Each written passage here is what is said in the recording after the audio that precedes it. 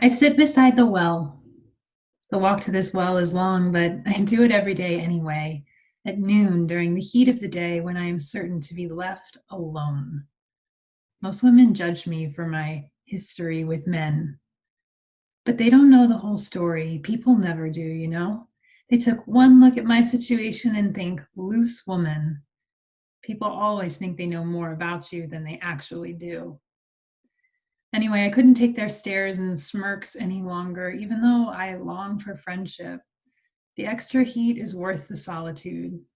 So I come here when the well is sure to be deserted. But there seems to be someone in the distance today. Strange. People have a funny way of telling just by looking at me that I am Samaritan, a so called half breed.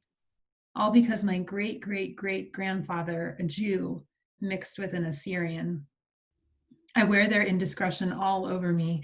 Jews don't even speak to Samaritans anymore, and well, we don't really want to get mixed up with them either.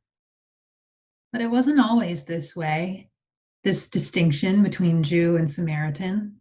In fact, this well here belongs to our shared ancestor, Jacob, grandfather of Jew and Samaritan alike. But this man, in the distance, now sitting beside the well, he doesn't seem to be leaving. I hope he doesn't bother me. I don't recognize him. Who is he? Why, he must be a Jew. What's he doing in this part of town? They think so little of us. Well, at least I know he won't speak to me. I just hope he's not dangerous. Why is he looking at me?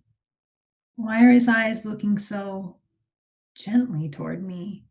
He's looking at me kindly, right into my eyes. He looks tired. Please, give me a drink.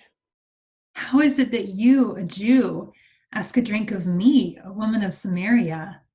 Never in my life has this happened. Jews do not share things in common with Samaritans, not the temple, not their table, not even casual conversation or a single cup of water. I can't believe that he would speak to me, let alone ask for water. But since he asked, If you knew the gift of God and who it is that is saying to you, give me a drink, you would have asked him, and he would have given you living water. what? Sir, you have no bucket and the well is deep. Where do you get that living water? Perhaps this strange man is not just a Jew, but a rabbi or a prophet or something. Are you greater than our ancestor Jacob, who gave us this well and used to drink from it with his sons and his flocks? Everyone who drinks of this water will be thirsty again, but those who drink of the water that I will give them will never be thirsty. The water that I will give will become in them a living spring of water gushing up to eternal life. Sir, give me this water so that I may never be thirsty or have to keep coming here to draw water. Well, go call your husband and come back. Oh, good, he hasn't heard about me. I have no husband. You are right in saying I have no husband, for you have had 5 husbands, and the one you have now is not your husband. What you have said is true. I know the Messiah is coming, who is called Christ. When he comes, he will proclaim all things to us. I am he, the one who is speaking to you. There is every reason for Jesus and the woman of Samaria to never speak, for her to draw water quickly and go, for their eyes to never meet. They belong to different peoples, different genders, different social circles. They have different worship styles and places. One of them might be dangerous, the other has a reputation. One known as a sinner, the other some kind of saint. You'd think their eyes would avoid each other on purpose. You know what I mean, how you look the other way when you don't want to let someone in. But Jesus did not obey the customs. He let her in, and she let him in. They sure were an odd couple, sitting together at the well. The central point of this conversation between Jesus and the Samaritan woman is that something was awakened and nourished within her that brought out her desire for God. A passion for God became consuming, and it became the ruling passion in her soul.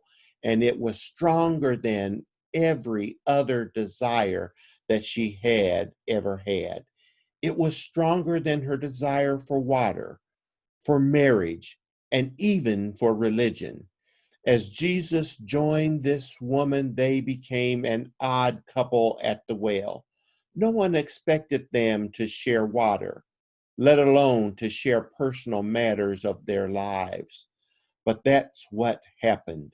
Jesus cared so much for this woman that he had met that a soul intimacy occurred that moved them away from superficial conversations to a dialogue that led her to God and changed her life. As Bonnie and I shared in ministry together 10 years ago, we had to share a family house, cleanup duties. Often we shared a car, shopping, and food. Often, as Bonnie and I would be together, we would get funny looks. Once at the grocery store, the clerk did a double, then a triple look when I was paying for some groceries for the two of us. On another occasion, an elderly neighbor almost twisted her neck trying to see this young white woman with this pudgy older black man. From time to time, we would sit at the dining room table or stand in the kitchen or sit in the living room and share our stories, share our feelings, or share our plans and desires. The, there, these are some of my favorite and most memorable times of those 10 weeks. There was a freedom to talk with one another and to pour out our hearts to each other. We, the odd couple, shared our joys and our hurts, and it fostered genuine concern for each other. During the first days that we shared the home in Durban, it seemed that we had these conversations regularly. We became just not friendly, but friends. One evening during the first week there, Bonnie was out, but neither of us had working South African cell phones yet. I was expecting Bonnie to return to the house about 6 p.m., but she did not show. At 7 p.m., I said to myself, she's a grown woman and she can take care of herself. At 8 p.m., she had not arrived home, and I said to myself, she is a foreigner in this town, but she's a grown woman and she can take care of herself. At 9 p.m., she had not arrived home, and I said to myself, where is she? I continued speaking to myself, saying, you are being too parental. You are not her daddy. She's a grown woman and she can take care of herself. At 10 p.m., I said to myself, something is not right, even if she is a grown woman and can take care of herself. I called the pastor of the church from the house, and as I am on the phone, she came in the door. Bonnie had car problems and had been stranded at a mall with no cell phone. Bonnie had gotten someone at the mall to call someone at the church, and they arranged for a tow of the vehicle, and they brought her home. I wish this story had some super effort where I leaped into action and came to the rescue, but that is not what happened. And that is not the point. The point is that our sharing our stories earlier led me to the place where I cared so much that I could no longer say, she can take care of herself. How do we find that place? How do we get to that place where we can no longer say she can take care of herself? They can take care of themselves. When I first heard about the death of Michael Brown, I thought, well, that's very sad, but it's not exactly my problem. And when I then heard about the death of Tamira Rice, I thought, that's very sad, but what does it have to do with me? But then when I heard about the death of Freddie Gray in Baltimore, in my hometown, a place to which I have a relationship where my clergy colleagues have kids in their youth group, just like the kids in my youth group, I thought, I can no longer say, this is not my problem. This will not take care of itself. Where is that place where we learn to say, your joy is my joy? Your problem is my problem. Your humanity is my humanity. Where is that place?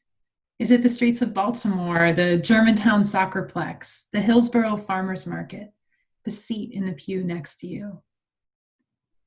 In the Bible, it happens at the well, Jacob's well, an everyday, ordinary watering hole for locals and people on the road. Think of it like a diner near a rest stop on I-95. Some say the way to the heart is food. Jesus uses water. Jesus could not look at the woman of Samaria and say she can take care of herself, nor could she refuse the request of a stranger passing through and say he can take care of himself. What if the living water that flows between them is the very compassion and attention of the gospel? A stream of water so powerful it rushes past artificial barriers that we think protect us. One of my regular watering holes in South Africa was a place called the Durban Botanical Gardens. I risked my life to go there every week, not because there was anything inherently dangerous about the gardens, but because me, driving a stick shift for the first time in my life, in the hilliest city in the known world, on the wrong side of the road, I was a danger to myself. I cannot tell you how many total strangers, parking attendants, passerbys on the street saved my life on a regular basis that summer. But the Durban Botanical Gardens was worth all the trouble. Here I discovered yellowwood trees, the colors of eucalyptus, 1,000 species of flowers I'd never seen before. I would sit beside the pond in the middle of the gardens and take in the flora and foliage and people. This garden was a place as diverse as this beautiful land. I went there to sit at the well with Jesus. You see, living in a land of strangers, slowly befriending a people who at times seemed quite different, overcoming my own pride and prejudices, I needed to sit and drink in the love of God. Where do you go to be filled with the living water of Christ? And here's the question. When you go there, who else does Jesus bring with him? My experiences in South Africa was a mixture of diversity. Some might say it is the odd couple experience. In South Africa, I had to work with rich families and poor families and everyone in between. I talked with the educated and the illiterate during my time there. I heard people conversing in multiple languages. I experienced ethnic and national pride from everyone that I met. The plunging into diversity that I experienced in South Africa prepared me to see the potential of how diversity can work when we let it work in our lives here in the United States. My greatest revelations of diversity working has been seen when I shared ministry with the Christian men and women on death row in North Carolina. These men and women are forced to be together in a physical location called death row. The state can force bodies into one location, but the state cannot force unity of spirit. What I saw was the men and women of faith honoring and caring for one another as brothers and as sisters.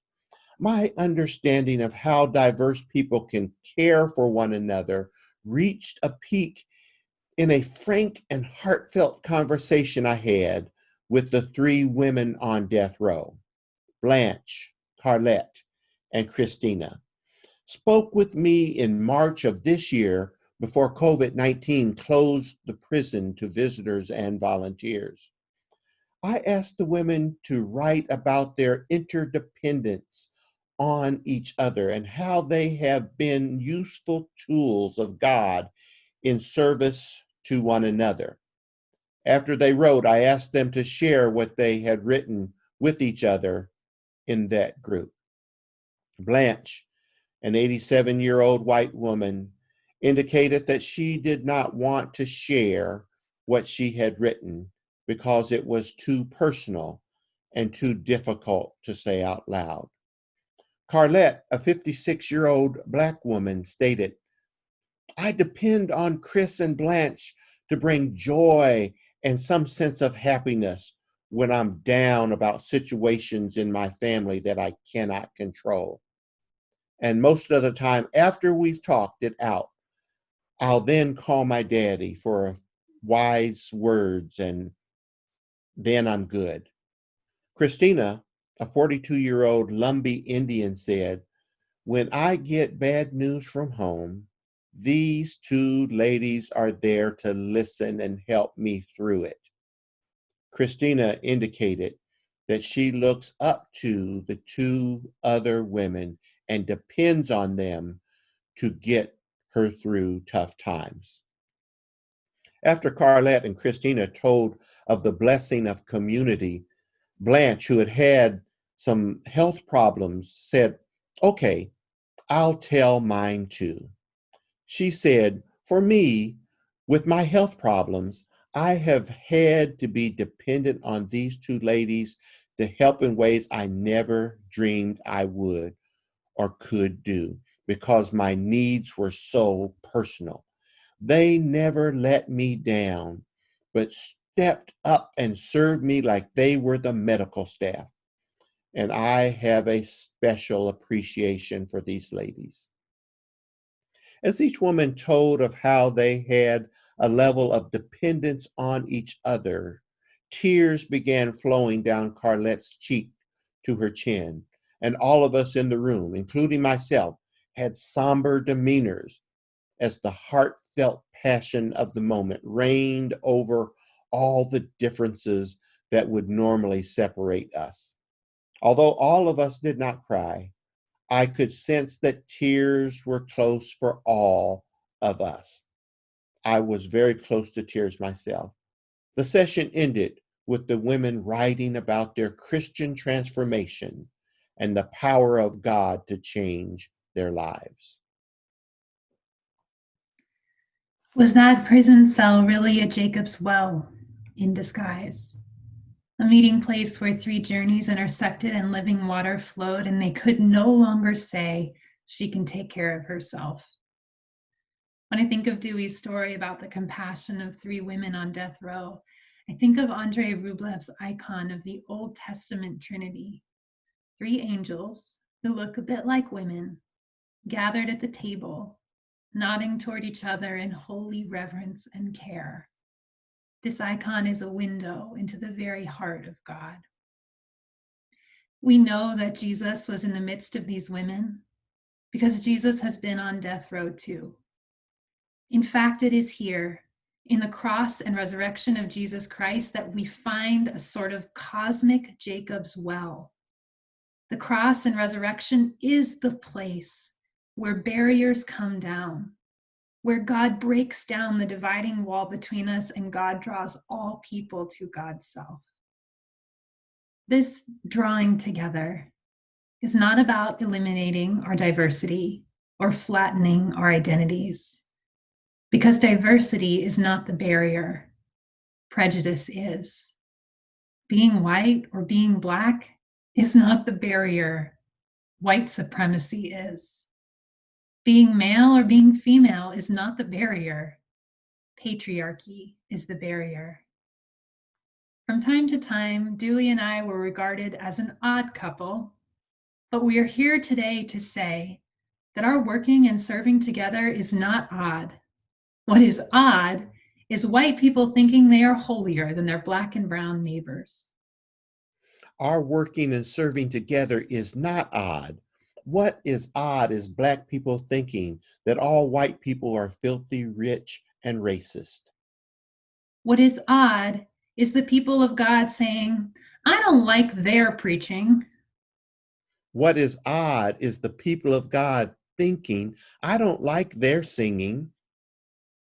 Our working and serving together is not odd. What is odd is the system that tries to keep us apart. What is odd is the system that lifts up one of us and stomps one of us down. We're We're not not odd. odd.